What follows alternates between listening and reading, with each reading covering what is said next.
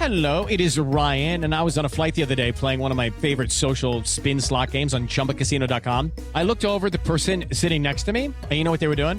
They were also playing Chumba Casino. Coincidence? I think not. Everybody's loving having fun with it. Chumba Casino is home to hundreds of casino-style games that you can play for free anytime, anywhere, even at 30,000 feet. So sign up now at ChumbaCasino.com to claim your free welcome bonus. That's ChumbaCasino.com and live the Chumba life. No purchase necessary. VGW. Void were prohibited by law. See terms and conditions. 18+. All right, get ready for this. We're going deep on something with, a little bit of everything history and spectacle and just good old-fashioned fun. Sounds intriguing. It is.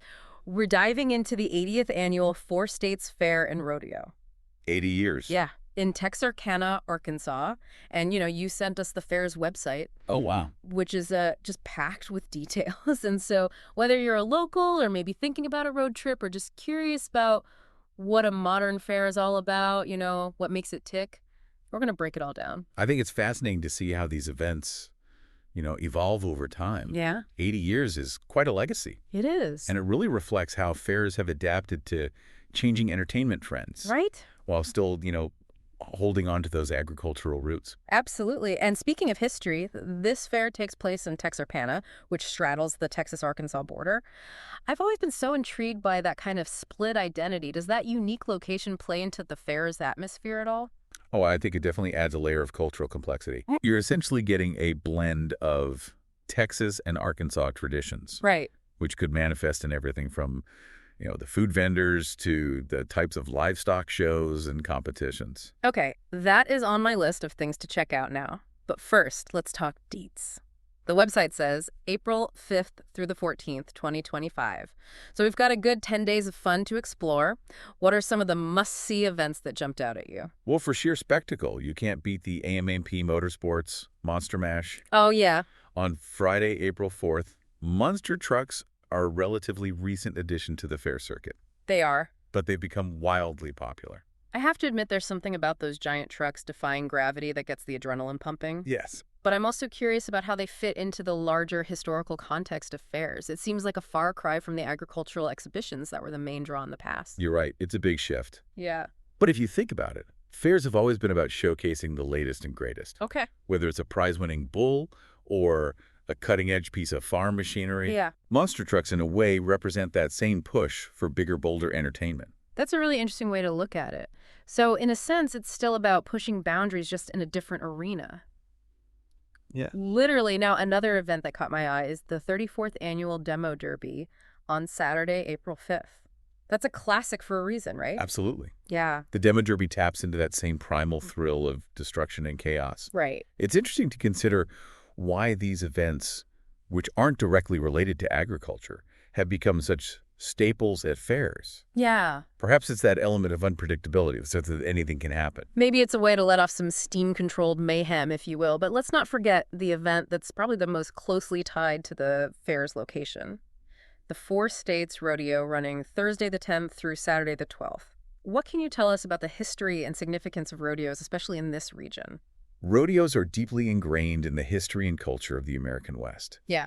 And this region, being on the edge of what was once considered the frontier, has a strong connection to that heritage. They showcase skills that were once essential for working on ranches, like roping riding and wrestling livestock. So it's not just about entertainment. It's a celebration of a way of life that makes sense considering the agricultural roots of fairs.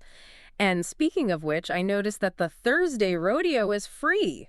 That's a great opportunity for those who might be on a tighter budget to experience this part of the fair. It is, and it's a smart move on the fair's part to offer that free event. Yeah. It draws in a wider audience and exposes more people to this traditional form of entertainment. Exactly. And for the other rodeo events and everything else, the fair has to offer ticket prices range from $5 to $20.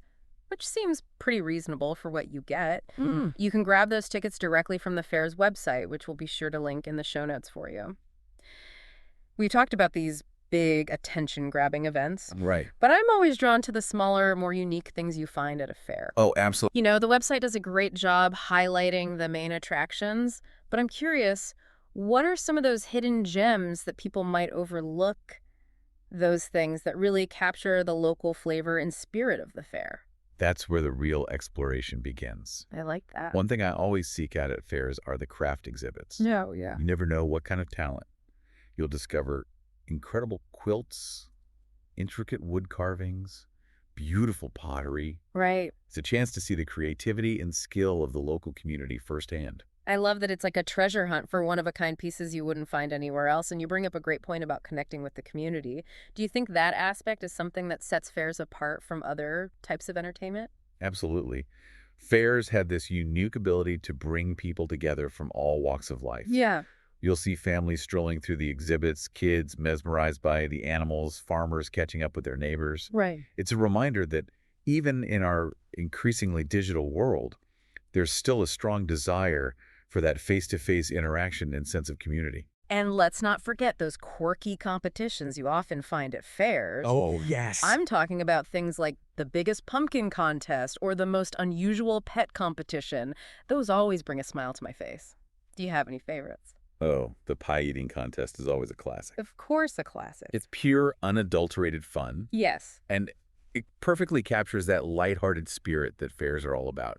But honestly, I enjoy just wandering around and seeing what catches my eye. Yeah. You might stumble upon a baking competition where you can sample incredible homemade treats, or a livestock show where you can learn about different breeds of animals. Speaking of livestock shows, those always make me think back to the agricultural roots of fairs. They serve as a reminder that fairs were originally created as a way for farmers to showcase their best animals and crops, share knowledge, and build connections within the agricultural community. Exactly. And while the entertainment aspect has definitely grown over the years, It has. that agricultural connection is still present in many ways, even in events like the rodeo. It's a thread that ties the modern fair back to its historical origins. For someone attending a fair like this for the first time, what advice would you give them to get the most out of the experience? I'd say come with an open mind and a sense of adventure. I like that. Don't just stick to the big well-known events, wander off the beaten path. Explore the smaller exhibits, strike up conversations with the vendors and locals. Okay. And you never know what hidden gem you might discover or what fascinating story you might hear. I think that's a fantastic piece of advice. Fairs are so much more than just a collection of rides and games. They're a celebration of community creativity and the simple joys of life. It's about experiencing something new, connecting with people, and creating lasting memories. As we wrap up this deep dive into the Four States Fair and Rodeo, it makes me want to hear about, the listeners' experiences. Yeah. What are some of your favorite fair memories or traditions? Did you win a blue ribbon for your prize-winning apple pie? Yes. Or maybe you have a hilarious story about, a chaotic demo derby experience. Oh, yeah. We'd love to hear all about it. Sharing those personal stories and connections Yeah, is really what makes these events so special. absolutely. It's a reminder that fairs are more than just events. They're a tapestry of shared experiences woven together over generations. And who knows, maybe our conversation today will inspire you to create some new fair memories this year. Yeah, so to our listener, if you're feeling that pull of excitement and nostalgia, take the plunge, head down to the Four States Fair and Rodeo, explore all it has to offer, and just let yourself get swept up in the magic. You might just discover something wonderful, whether it's a hidden talent, a new favorite food, or simply a renewed appreciation for the simple joys of life. And until next time, keep exploring, keep learning, and keep diving deep. Hello, it is Ryan, and I was on a flight the other day playing one of my favorite social spin slot games on ChumbaCasino.com. I looked over at the person sitting next to me, and you know what they were doing? They were also playing Chumba Casino. Coincidence? I think not. Everybody's loving having fun with it. Chumba Casino is home to hundreds of casino-style games that you can play for free anytime, anywhere, even at 30,000 feet. So sign up now at ChumbaCasino.com to claim your free welcome bonus. That's ChumbaCasino.com and live the Chumba life. No purchase necessary. VGW Group. Void where prohibited by law. See terms and conditions. 18+.